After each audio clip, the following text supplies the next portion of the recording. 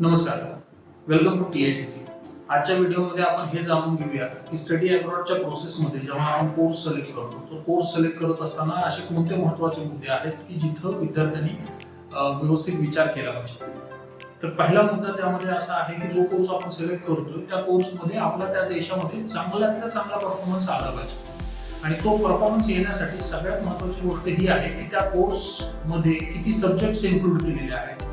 ते सब्जेक्ट्स कोणत्या प्रकारचे आहेत, टेक्निकल सब्जेक्ट्स आहेत की थिअरॉटिकल सब्जेक्ट्स आहेत, कोणत्या सब्जेक्ट्सला किती मार्क्स किंवा किती क्रेडिट्स अलॉट करण्यात आलेले आहेत. हा अभ्यास विद्यार्थ्यांनी करणं अतिशय गरजेचं आहे. त्याचबरोबर तशा पद्धतीच्या सब्जेक्ट्समध्ये ज्या सब्जेक्ट्सला समजा जास्तीत जास्त स्कोर किंवा जास्तीत जास्त मार्क्स अलॉट केलेले आहेत किंवा क्रेडिट्स अलॉट केलेले आहेत, तर तशा पद्धतीच्या सब्जेक्ट्समध्ये आपला पूर्वीच्या एज्युकेशनमध्ये परफॉर्मन्स कसा आहे, आपली आवड काय आहे, आपली स्ट्रेंथ्स आणि आपल्या विकनेसेस काय आहेत हे विद्यार्थ्यांनी लक्षात घेऊनच मग कोर्स सिलेक्ट केला तर त्याला पुढे परफॉर्मन्स करण्यासाठी अजून चांगलं सोपं जाईल असं म्हणू शकतो. तर हा पहिला मुद्दा लक्षात घेण्याचा जोगा आहे. दुसरी गोष्ट ही आहे की समजा आपलं पूर्वाश्रमीचं एज्युकेशन हे वेगळ्या स्ट्रीममध्ये झालेलं आहे आणि आता आपण PG एका वेगळ्या शाखेमध्ये करण्यासाठी जात आहोत किंवा एका वेगळ्या स्ट्रीम मधला एखादा कोर्स आपण सिलेक्ट केलेला आहे.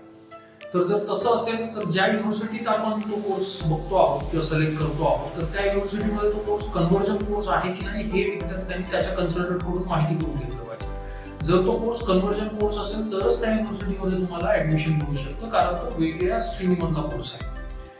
तसेच जर सपोज तशा कोर्समध्ये आपल्याला ऍडमिशन मिळत असेल तरीही आपल्याला हे बघणं गरजेचं आहे की त्या कोर्समध्ये सब्जेक्ट्स कोणते आहेत, त्या सब्जेक्ट्सला किती क्रेडिट्स किंवा किती मार्क्स अलॉट केलेले आहेत, काही प्रोजेक्ट्स आहेत का, इत्यादी गोष्टी. आणि ते त्या सब्जेक्ट्स बरोबर आपली तोड होणं तरी ऍटलिस्ट गरजेचं आहे. म्हणून विद्यार्थ्यांनी प्रोसेस चालू असताना कमीत कमी एक तोंड ओळखी इतपत तरी माहिती त्या सब्जेक्टची घेणं गरजेचं आहे, म्हणजे जेणेकरून विद्यार्थी तिथं गेल्यानंतर त्याला एकदम नवीन वाटणार नाही आणि त्याचा त्या कोर्समध्ये चांगला परफॉर्मन्स येऊ शकतो. नंबर 3 ची महत्वाची गोष्ट ही आहे की जो कोर्स आपण सिलेक्ट करतोय तर त्या कोर्समध्ये प्रोजेक्ट्स किती आहेत, त्या कोर्समध्ये काही टेक्निकल आस्पेक्ट्स आहेत का, म्हणजे काही टेक्निकल टूल्स, काही सॉफ्टवेअर्स आपल्याला शिकवण्यात येणार आहेत का, काही प्रोजेक्ट्स किंवा इंटर्नशिप्स किंवा काही डिझर्टेशन्स त्याच्यामध्ये आहेत का, हे विद्यार्थ्यांनी बघणं गरजेचं आहे. एक सल्ला असा देता येईल विद्यार्थ्यांना की कम्प्लिटली थिअरॉटिकल बेस कोर्स आपण सिलेक्ट करू नये. थोडंसं त्याला प्रॅक्टिकल एक्सपोजर असलेला कोर्स, थोडंसं टेक्नॉलॉजीचा एक्सपोजर असलेला कोर्स आपण सिलेक्ट केला तर पुढे भवितव्यात आपल्याला एम्प्लॉयबिलिटीसाठी फायद्याचा होतो. नंबर 4 चा मुद्दा जो की अतिशय महत्त्वाचा मुद्दा आहे तो म्हणजे एम्प्लॉयबिलिटी. एम्प्लॉयबिलिटीमध्ये आपण असा कोर्स चूज केला पाहिजे की जो कोर्स आपण पूर्ण केला, जी डिग्री आपण पूर्ण केली, तर त्या डिग्री नंतर आपल्याला वेगवेगळ्या इंडस्ट्रीजमध्ये आपल्याला जॉबच्या संधी उपलब्ध असाव्यात. असा कोर्स आपण चूज करू नये की ज्या कोर्स नंतर आपल्याला फक्त एका पर्टिक्युलर इंडस्ट्रीमध्येच आपल्याला जॉबच्या संधी उपलब्ध आहेत. थोडासा जनरलिस्टिक जॉबच्या बाबतीत असलेला कोर्सच आपण सिलेक्ट करावा.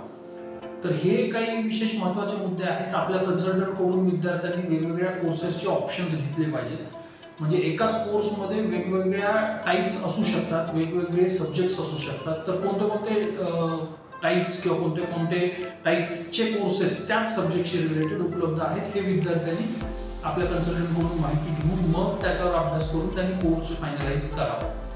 तर आजच्या व्हिडिओमध्ये इतकंच. पुढील व्हिडिओमध्ये आपण जाणून घेऊया की युनिव्हर्सिटीची निवड करत असताना कोणत्या बाबतीत आपण काळजी घेतली पाहिजे, कोणते मुद्दे आपण लक्षात घेतले पाहिजे.